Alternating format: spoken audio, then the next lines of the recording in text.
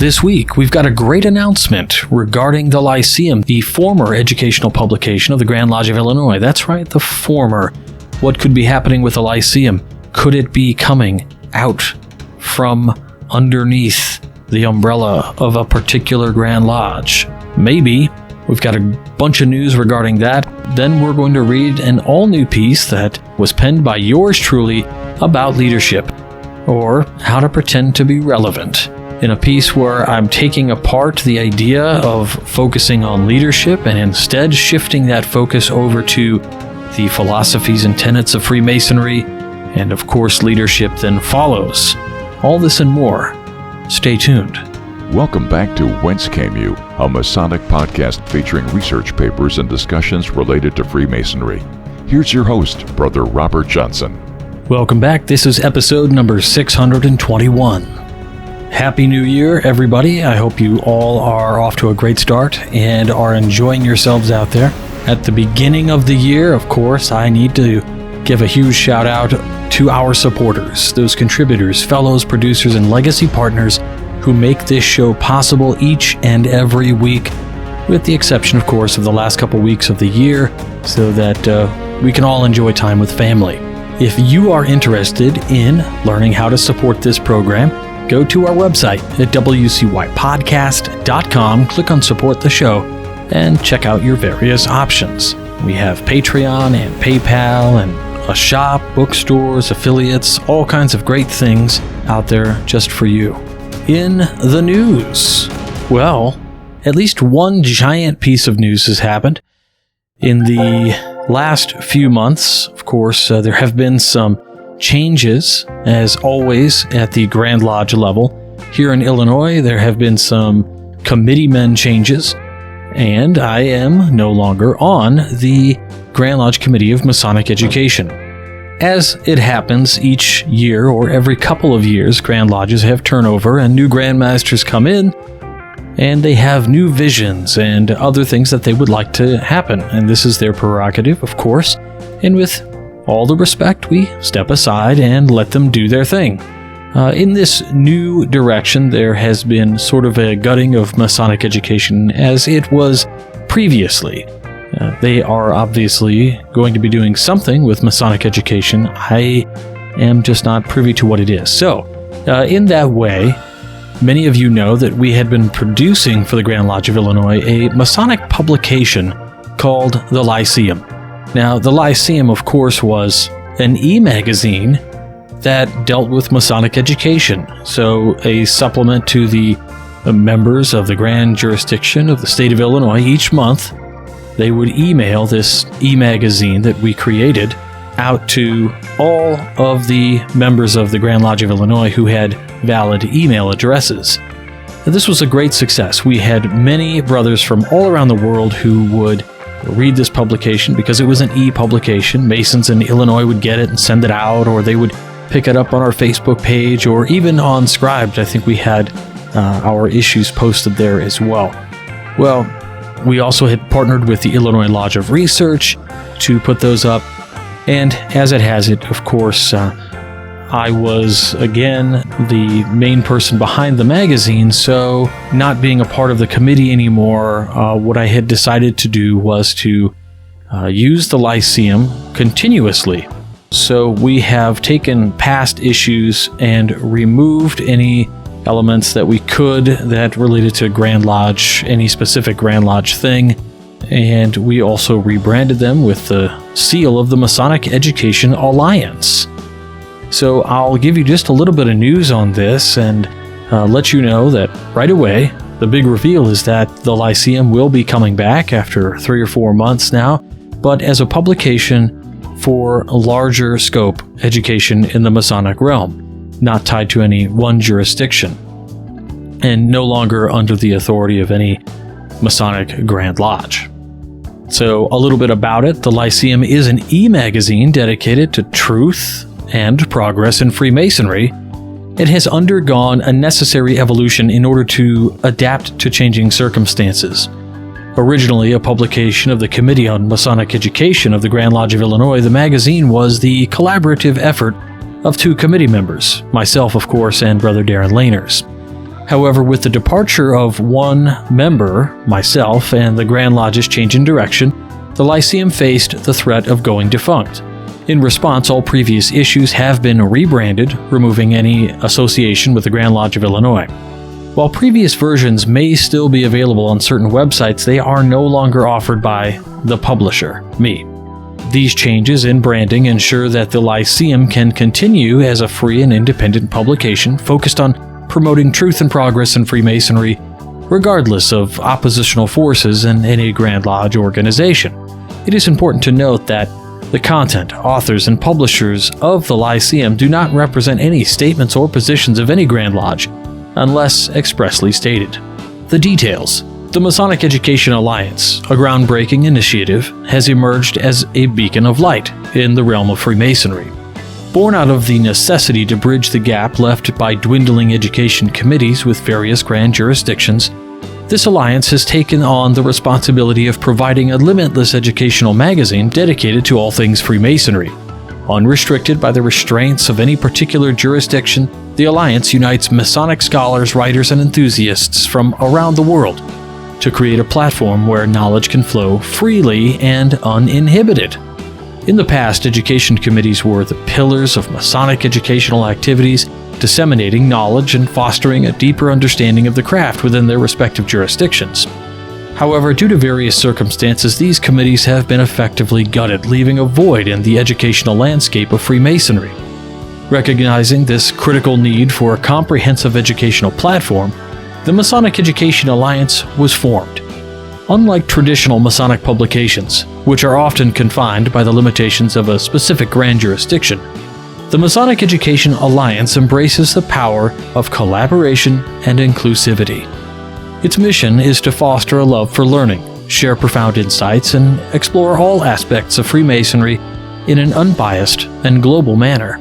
By removing these boundaries, the Alliance opens doors for Masons and non-Masons alike to delve into the mysteries, history, philosophy, and symbolism of Freemasonry from diverse perspectives.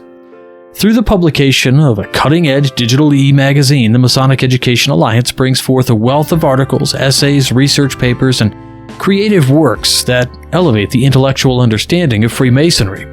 Drawing upon the expertise of its contributors, the Alliance takes readers on a journey of intellectual expansion, inviting them to explore the depths of Masonic teachings and traditions. In this rapidly changing world, where traditional modes of education are transforming, the Masonic Education Alliance stands as a beacon of progress and innovation. By harnessing the power of technology, this alliance is able to disseminate knowledge to a wide audience across continents and jurisdictions.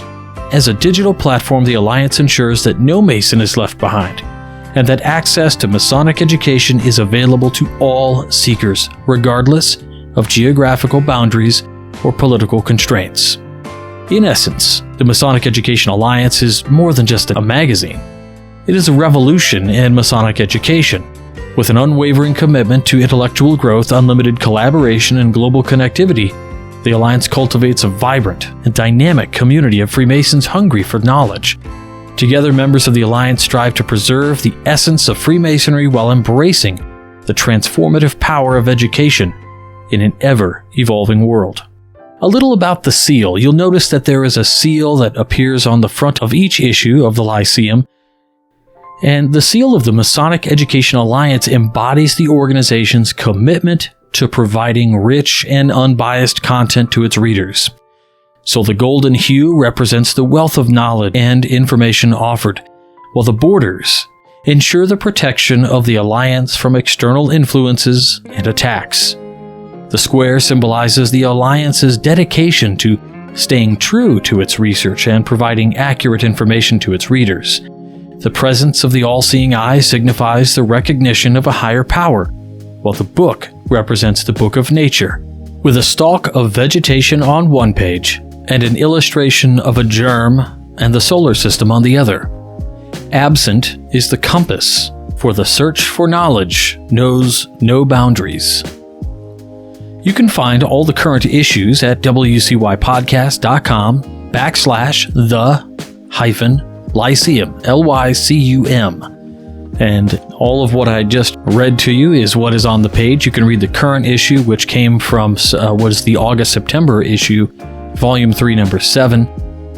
And that appears there. You can read all past issues. So we've got issues 1 through 6 from Volume 3, issues 1 through 12 in Volume 2, and issues 1 through 5 in Volume 1. Now, with this organization, there has to be some sort of semblance of real collaboration that's documented. And as such, there are, at current, 4 board members of the Masonic Education Alliance. Those board members are Darren A. Laners from the Midwest, myself, representing the Midwest as well, Brother Joe Martinez, representing the East Coast, perhaps a newer name to some of you, Brother Robert Stevieri, who lives on the West Coast in California. Together, we'll be working toward bringing you some great educational content, original articles and things. We'll try to get them out monthly. All past issues and current issues are of no cost. They're just out there, and we're doing it as a labor of love and to assist all those out there looking for some Masonic education. So next up, I'd like to read a piece penned while after having a couple coffees, probably too many Red Bulls, and, well, definitely way too much on my mind. But that's usually when the best of my writing comes out, or to some, it might be the worst. Recently, in my Grand Jurisdictions Facebook page, there have been a number of survey-type questions related to leadership in the craft. I found that those questions were good questions, and that the motivation behind the brother posting them was good. This brother who comes up with these questions is a deep, esoteric, and knowledgeable brother.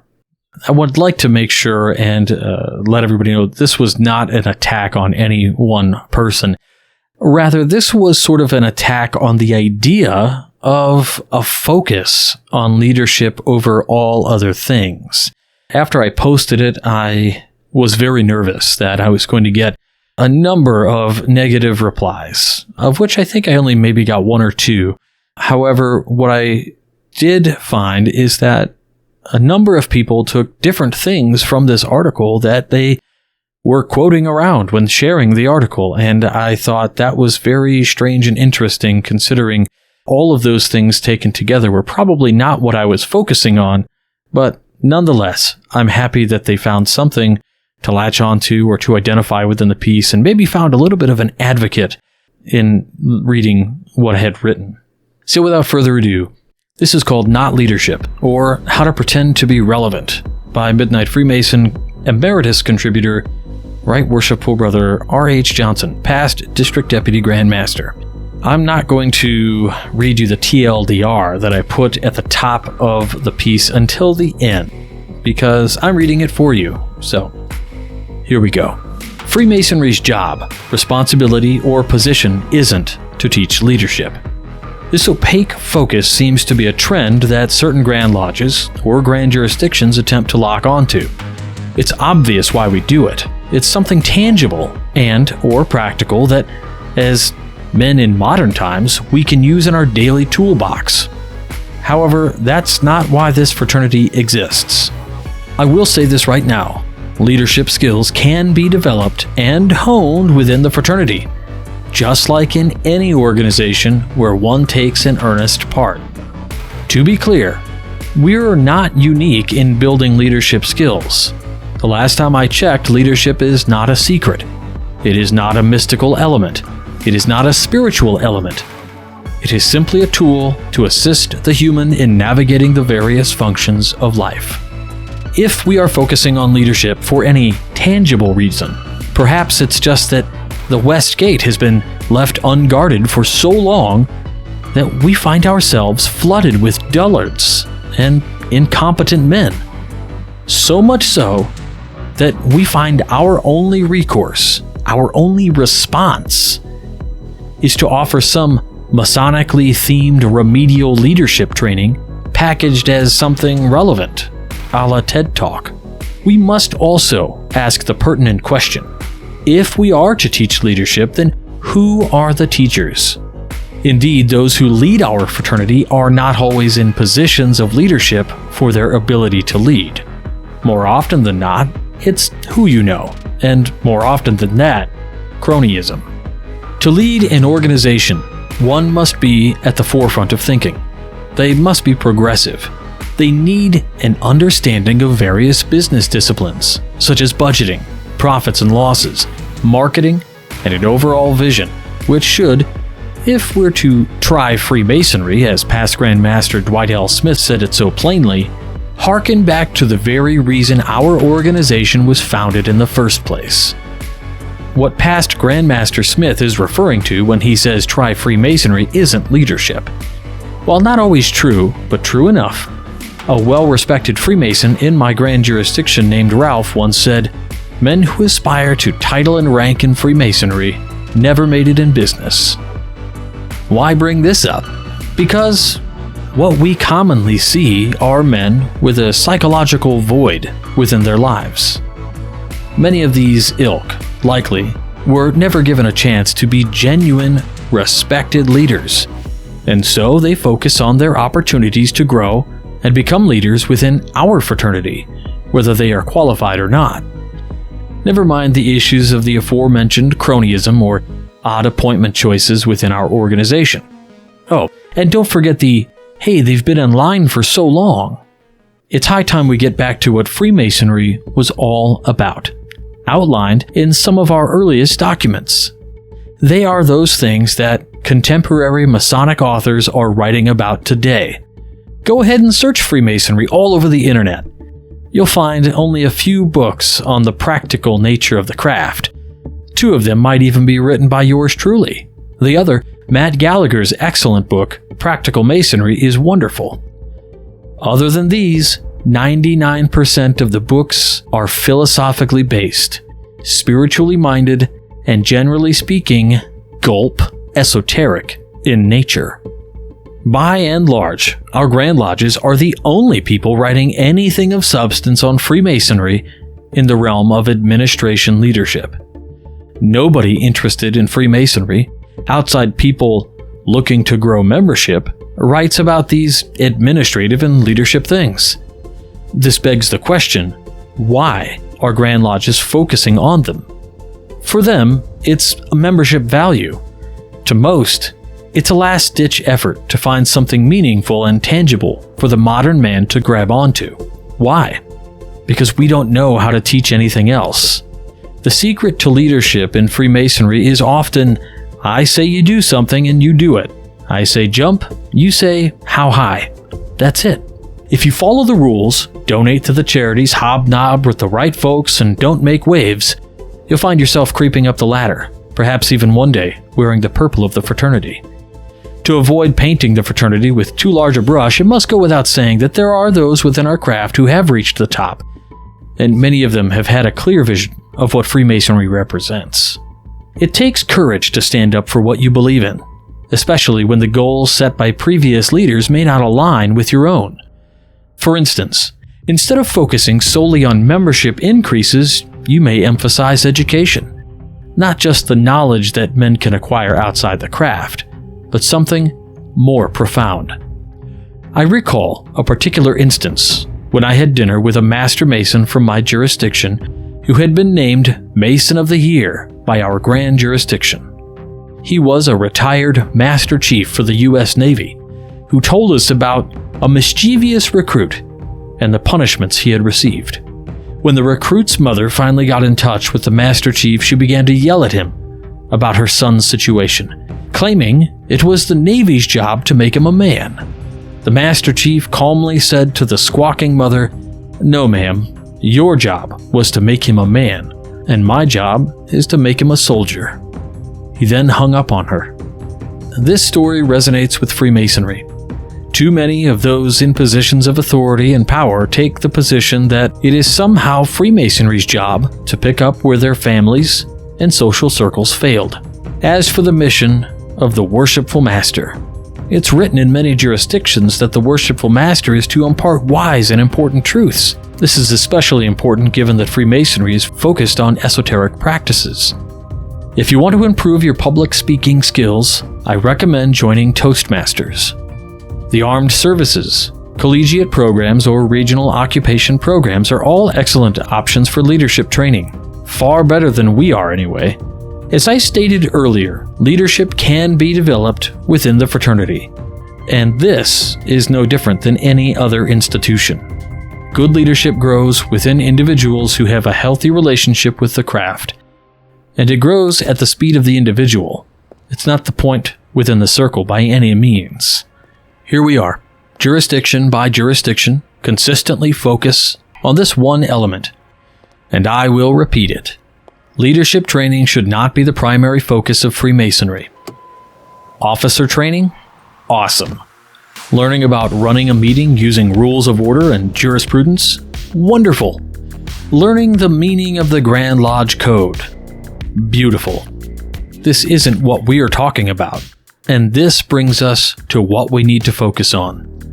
Freemasonry should be centered on the education of individual members, which covers a wide range of philosophies related to self and their relationship to the Grand Architect. It is, after all, what those working tools represent. Psychological aspects that reform how we act and think. Any administrative leader within the craft who cannot understand this simple idea has no place within the administration of the fraternity. It's foundational. I'd be willing to bet this plain truth has eluded too many well-meaning brothers. Freemasonry's leadership seems to have recognized the need to offer something valuable to its members, which they believe to be an innovative approach.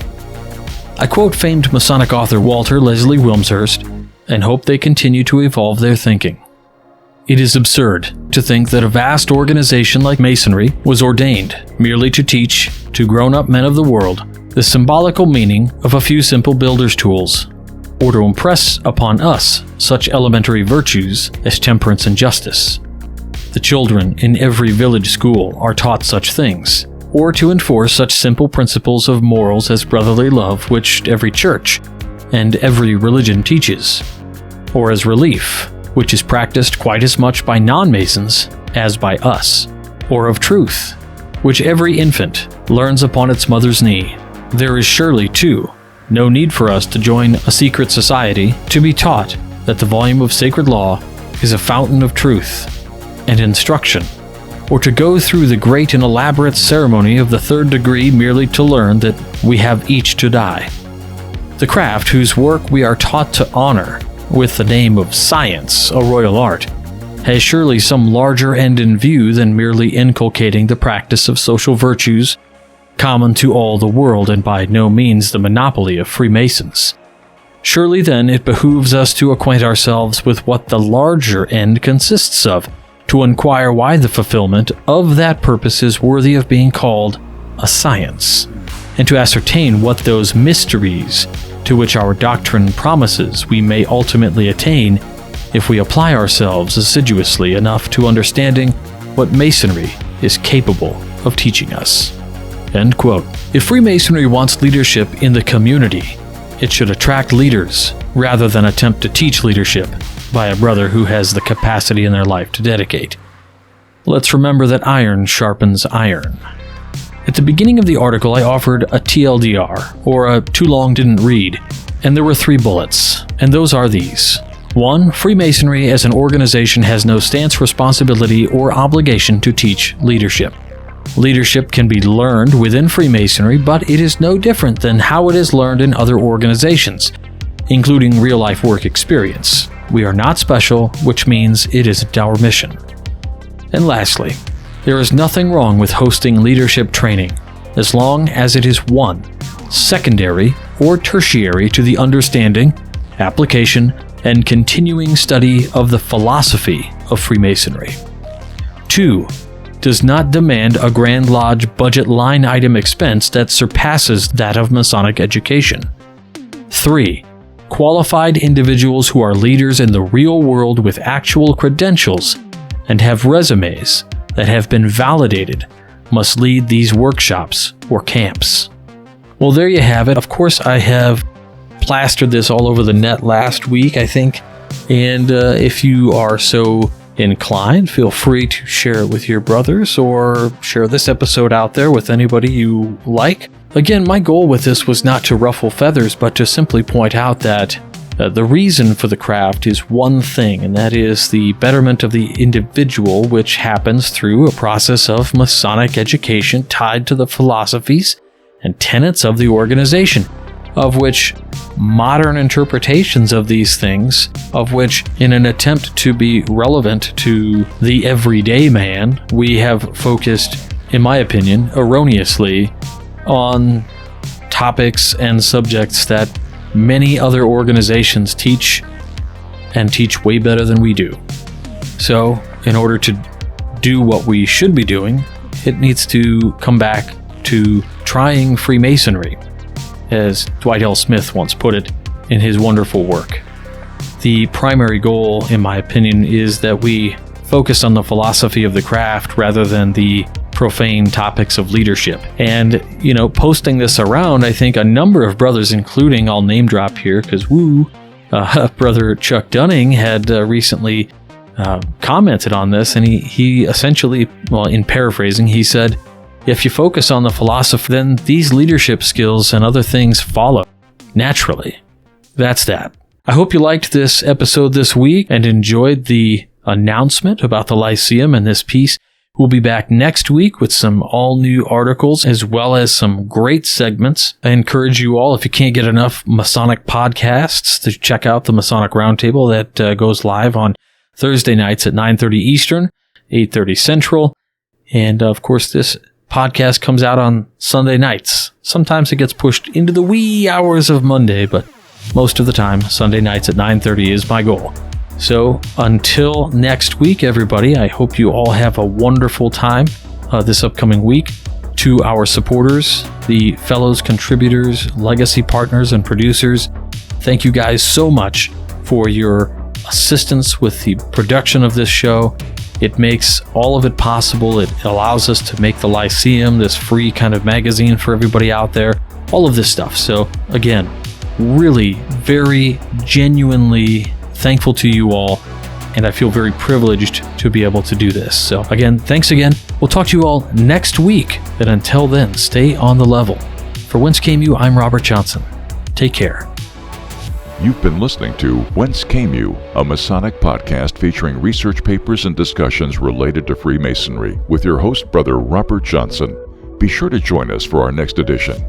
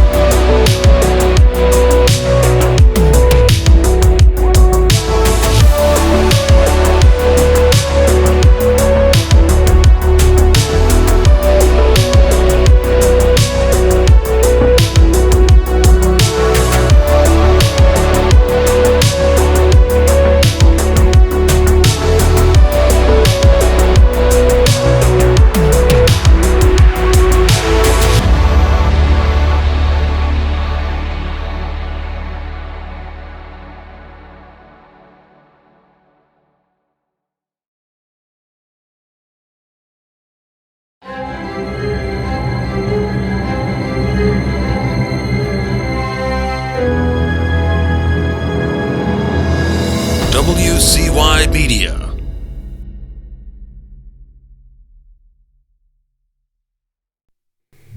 This is